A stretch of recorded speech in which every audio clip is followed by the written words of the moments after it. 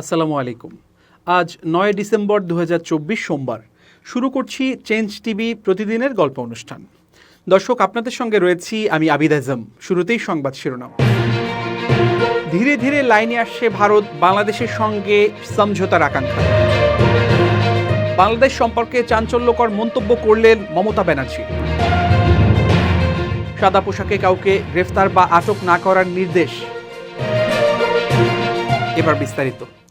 ভারত পার্শ্ববর্তী সব দেশের সাথে সম্পর্ক হারিয়েছে জানিয়ে বিএনপির স্থায়ী কমিটির সদস্য গয়েশ্বর চন্দ্র রায় বলেছেন, এখন কোনো দেশই ভারতের সাথে আপোষ করছে না। ভারতের অবস্থা বাঘ ও শিয়ালের গল্পের মতো হয়ে গেছে। তিনি বলেছেন, ভারতের সাথে বাংলাদেশের বাণিজ্য ঘাটতি ৯০%। আমরা তো শুধু ইলিশ মাছ পাঠাই, তারা সব কিছু পাঠায়। সুতরাং ভিসা এবং এলসি এসব যদি বন্ধ থাকে তাহলে ভারতের দুর্ভিক্ষ ঠেকানো সম্ভব নয়। মোদি এবং সোনিয়া গান্ধী সবাই বসে কপাল ঠোকাঠুকি করতে পারবে, কিন্তু দুর্ভিক্ষ ঠেকাতে পারবে না। তারা ভারতের অর্থনীতিকে ঠেকাতে পারবে না। সোমবার রাজধানীর জাতীয় প্রেস ক্লাবে জহুর হোসেন চৌধুরী হলে সাহিত্যিক সাংবাদিক কালাম ফয়েজি রচিত নেতা ও কবি বই প্রকাশনা উৎসব উপলক্ষে বিজয়ের ৫৩ বছর আমাদের অর্জন শীর্ষক এক আলোচনা সভায় তিনি এসব কথা বলেন। আলোচনা সভাটির আয়োজন করে মুক্তিযুদ্ধের প্রজন্ম নামক কেন্দ্রীয় কমিটি। গয়েশ্বর চন্দ্র রায় বলেন, ভারত যদি বাংলাদেশের মানুষের মনোভাব না বোঝে তাহলে ভারত বাংলাদেশের সম্পর্ক হবে মুখোমুখি। আজকে তারা নেপালের, মালদ্বীপ, ভুটানের সাথে বন্ধুত্ব হারিয়েছে। পাকিস্তানের সাথে সম্পর্ক অনেক আগেই হারিয়েছে, এখন বাংলাদেশের সাথে। তাদের ভাবতে হবে দক্ষিণ এশিয়ার ভেতর সবগুলো দেশের সাথে সম্পর্ক হারিয়ে তারা কিভাবে চলবে। কোনো দেশই ভারতের সাথে আপোষ করছে না। ভারতের অবস্থা বাঘ ও শিয়ালের গল্পের মতো হয়ে গেছে। গয়েশ্বর চন্দ্র রায় বলেন, সংস্কারের কোনো শেষ নেই, কিন্তু আসল কথা কেউ বলছে না। অর্থাৎ নির্বাচন নিয়ে সুনির্দিষ্ট কথা কেউ বলেন না। এখন দুনিয়ার সব পণ্ডিতরা একত্রিত হয়েছে, কিন্তু কেউই রাজনীতিবিদ নয়। সবসময় সকল দেশের রাজনৈতিক সমস্যার সমাধান রাজনীতিবিদরাই করেন। তিনি বলেন, জাতীয় ঐক্য হয় একটা নির্বাচনের মধ্য দিয়ে ভোটারদের মতামত প্রকাশের মাধ্যমে। ৬ তারিখের পর থেকে আমি অনেক কথা বলতাম, এখন দেখি আমার দলের লোকজন অনেক কথা বলে, তাই আমি আর বলি না। তবে আবার যখন কোনো কিছু দেখব তখন আবার বলবো। তবে সব কিছুরই শেষ আছে, আর যার শেষ ভালো তার সব কিছুই ভালো। বাংলাদেশ ভারতের মধ্যে পররাষ্ট্র সচিব পর্যায়ের ফরেন অফিস কনসালটেশন এফওসি বৈঠক হয়েছে। বৈঠকে পররাষ্ট্র সচিব মোহাম্মদ জসিমউদ্দিন বাংলাদেশের এবং ভারতের পররাষ্ট্র সচিব বিক্রম মিস্ত্রি তার দেশের নেতৃত্ব দেন। প্রতিনিধি পর্যায়ের বৈঠকের আগে দুই দেশের পররাষ্ট্র সচিব একান্তে বৈঠক করেন। এর আগে বৈঠকে অংশ নিতে আজ সকালে ভারতীয় বিমান বাহিনীর একটি বিশেষ ফ্লাইটে ঢাকায় পৌঁছান ভারতের পররাষ্ট্র সচিব। শেখ হাসিনার নেতৃত্বাধীন আওয়ামী লীগ সরকারের পতনের পর এই প্রথম দিল্লির কোনো নীতি নির্ধারক ঢাকায় সফরে এলেন। ভারতের পররাষ্ট্র সচিব হিসেবে এটি বিক্রমেরও প্রথম বাংলাদেশ সফর। কূটনৈতিক সূত্রগুলো বলছে, বৈঠকে পরিবর্তিত পরিস্থিতিতে দুই দেশের সম্পর্কের শীতলতা ও উত্তেজনা কমিয়ে এনে কিভাবে এগিয়ে নেওয়া যায় সে পথ খোঁজা হচ্ছে। তবে বৈঠকের এজেন্ডায় শেখ হাসিনাকে ফেরতের ইস্যু না থাকলেও ভারতে বসে তার বিদ্বেষমূলক বক্তব্য যে দুই দেশের সম্পর্ককে জটিল করছে, ঢাকার তরফ থেকে সেই বিষয়টি জানানো হয়েছে। শেখ হাসিনার সব ধরনের বিদ্বেষমূলক বক্তব্য গণমাধ্যম ও সামাজিক মাধ্যমে প্রচারে আদালত যে নিষেধাজ্ঞা দিয়েছে সেটিও স্মরণ করিয়ে দেওয়া হয়েছে ভারতের পররাষ্ট্র সচিবকে। সূত্র আরও জানায়, সোমবারের বৈঠকে দুই দেশের চলমান এই শীতল সম্পর্ক থেকে বেরিয়ে আসার উপায় খোঁজা হচ্ছে। এছাড়া বাণিজ্য, সীমান্ত পরিস্থিতি, নিরাপত্তা, অভিন্ন নদীর পানি বন্টন ও আঞ্চলিক সুযোগ ইস্যুসহ দুই দেশের পারস্পরিক স্বার্থ সংশ্লিষ্ট বিষয় নিয়ে আলোচনা হয়। বিধানসভায় মুখ্যমন্ত্রী মমতা বন্দ্যোপাধ্যায়ের ভাষণে ফের এলো বাংলাদেশ প্রসঙ্গ। সোমবার মুখ্যমন্ত্রী আরও একবার স্পষ্ট করলেন যে পড়শি দেশে সংখ্যালঘুদের উপর অত্যাচারের ঘটনায় তিনি উদ্বিগ্ন। একই সঙ্গে সম্প্রীতির বার্তা দিয়ে তাঁর সংযোগ, দাঙ্গা হিন্দু করে না, দাঙ্গা মুসলমান করে না, দাঙ্গা করে কিছু সমাজবিরোধী। অনেকের মত, বাংলাদেশের পরিস্থিতিকে সামনে রেখে রাজ্য বিজেপি হিন্দুত্বের রাজনীতিতে শান দেওয়ার চেষ্টা করছে। ওই অংশটির দাবি, রাজ্য বিজেপির সেই কৌশলকে ভোঁতা করে দিতেই বাংলাদেশ নিয়ে কৌশলী অবস্থান নিয়েছেন মমতা। সম্প্রতি বিধানসভায় দাঁড়িয়েই মুখ্যমন্ত্রী বাংলাদেশে জাতিসংঘের শান্তি সেনা পাঠানোর জন্য কেন্দ্রকে প্রস্তাব দিয়েছিলেন। তাঁর এই প্রস্তাব ঘিরে রাজনৈতিক মহলে শোরগোল পড়ে যায়। বিষয়টি নিয়ে মুখ খোলে অসন্তুষ্ট বাংলাদেশও। সোমবার দুপুরে বিধানসভার শীতকালীন অধিবেশনে যোগ দেন মুখ্যমন্ত্রী। স্বাস্থ্য সংক্রান্ত একটি প্রশ্নের উত্তর দিতে উঠে মমতা বলেন, বাংলাদেশের সংখ্যালঘুদের উপর যে হামলা হচ্ছে তা দুঃখজনক। তারপরেই সব বিধায়কদের উদ্দেশ্যে মুখ্যমন্ত্রীর আহ্বান, কেউ উস্কানিমূলক বক্তৃতা দেবেন না। সোমবার মুখ্যমন্ত্রীর বক্তব্যে উঠে এসেছে একটি রাজনৈতিক দলের কথা। তার অভিযোগ, একটি রাজনৈতিক দলের পক্ষ থেকে ফেক ভুয়া ভিডিও ছড়ানো হচ্ছে। একই সঙ্গে তার সংযোগ, যারা ভাবছেন এই সুযোগে রাজনৈতিক লাভ আছে তারা জানবেন আপনাদের ক্ষতি হবে। তবে মুখ্যমন্ত্রী তার ভাষণে নির্দিষ্ট কোনো রাজনৈতিক দল, ব্যক্তি বা গোষ্ঠীর নাম করেননি। বাংলাদেশ নিয়ে তার দল এবং সরকারের পুরনো অবস্থানের কথা ফের স্মরণ করিয়ে দিয়ে মুখ্যমন্ত্রী বলেন, বাংলাদেশের ব্যাপারটা কেন্দ্রীয় সরকার দেখবে, আমরা কোনো পক্ষে নেই, আমরা সব পক্ষে। আজ বিদেশ সচিব বাংলাদেশে যাচ্ছেন, দেখা যাক কি হয়। আমাদের নীতি হলো আমরা বিদেশ নীতি মেনে চলব।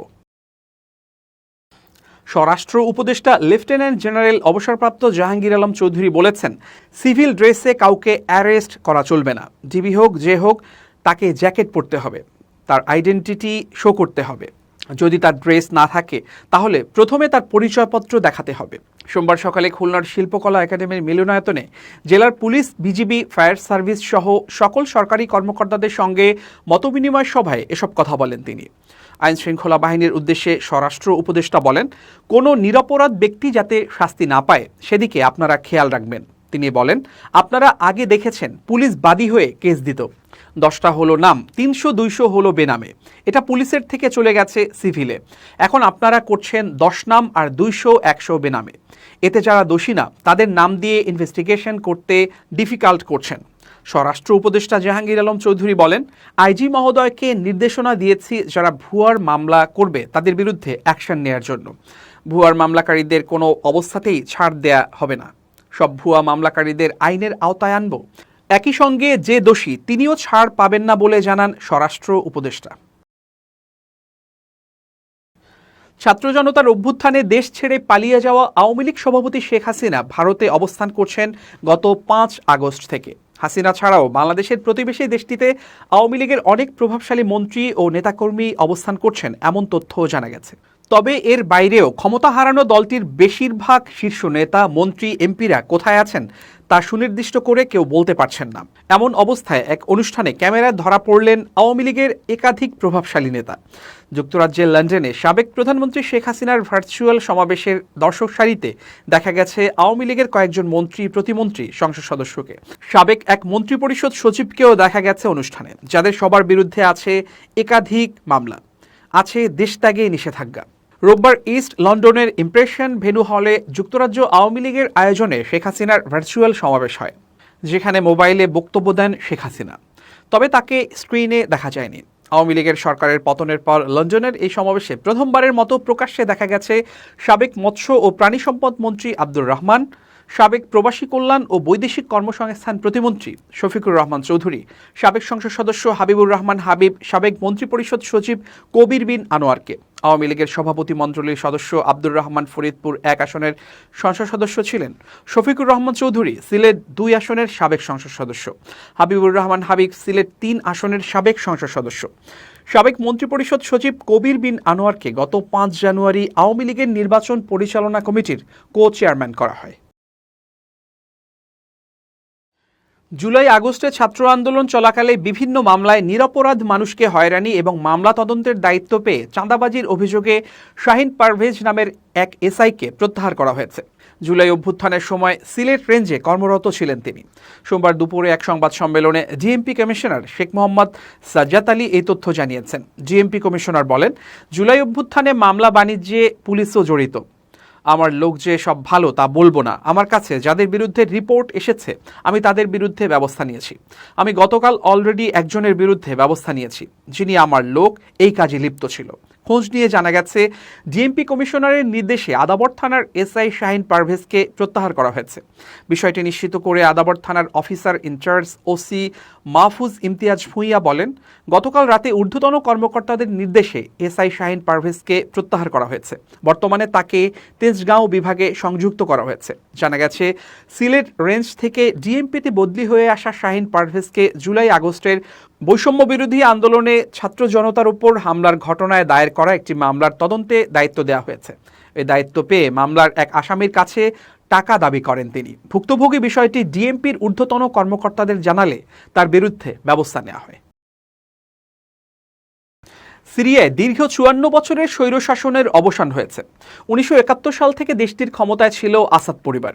স্বৈরশাসক বাশার আল আসাদ ২০০০ সাল থেকে সিরিয়ার ক্ষমতায় ছিলেন। এর আগে তার বাবা হাফেজ আল আসাদ ২৯ বছর দেশটি শাসন করেছিলেন। কেউ কিছু বুঝে ওঠার আগেই মাত্র ১২ দিনে হায়াত তাহরির আল শামের সশস্ত্র যোদ্ধাদের আক্রমণে পালিয়ে যেতে বাধ্য হন দেশটির স্বৈরশাসক বাশার আল আসাদ। এরপর শুরু হয় মুক্তিকামী সিরিয়ানদের আনন্দ উদযাপন। বিভিন্ন তাকবীর ধ্বনিতে বিজয় উদযাপন ও আল্লাহর কৃতজ্ঞতা প্রকাশ করেছেন তারা। টুইটারে ছড়িয়ে পড়া একটি ভিডিওতে দেখা গেছে দামেস্কের একটি মসজিদে ঈদুল আজহায় যে তাকবীর পড়া হয় সেই তাকবীরের মাধ্যমে বিজয় উদযাপন করছেন অনেকে। ভিডিওতে দেখা গেছে অনেকেই একসঙ্গে বলছেন আল্লাহু আকবার, আল্লাহু আকবার, লা ইলাহা ইল্লাল্লাহু, আল্লাহু আকবার, আল্লাহু আকবার ওয়ালিল্লাহিল হামদ। এছাড়া শাবাকাতু শাম নামের সিরিয়া ভিত্তিক একটি পোর্টালের ভেরিফাইড ফেসবুক পেজেও একটি ভিডিও প্রচার করা হয়েছে, যেখানে দেখা গেছে রাতের আধারে সিরিয়ার জনগণ তাকবীর ধ্বনির মাধ্যমে বিজয় উদযাপন করছেন।